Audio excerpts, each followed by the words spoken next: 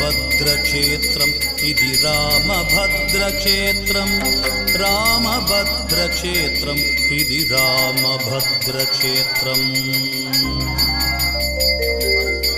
रामचन्द्राय जनकराजजामनोहराय मामकाभीष्टदाय महितमङ्गलम् कोसलेशाय मन्दहासदासपोषणाय कोसलेशाय मन्दहासदासपोषण वासवादिविनतसत्वराय मङ्गलम्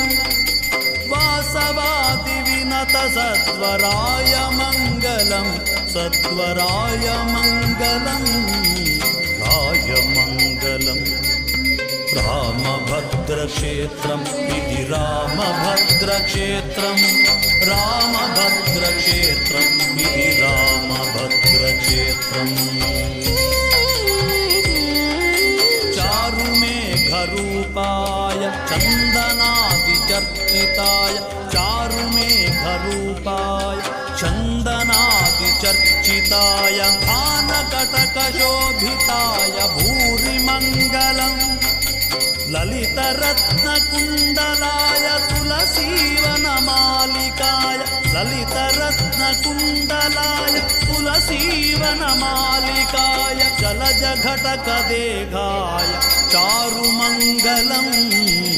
चारुमङ्गलम्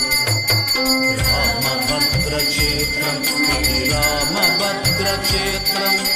रामभद्रक्षेत्रम् इति रामभद्रक्षेत्रम्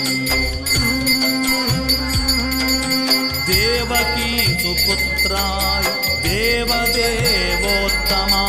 देवकी सुपुत्राय देवदेवोत्तमाय पावनागुरुवराय सर्वमङ्गलम् पुण्डरीकाक्षाय पूर्णचन्द्रवदनाय पुण्डरीकाक्षाय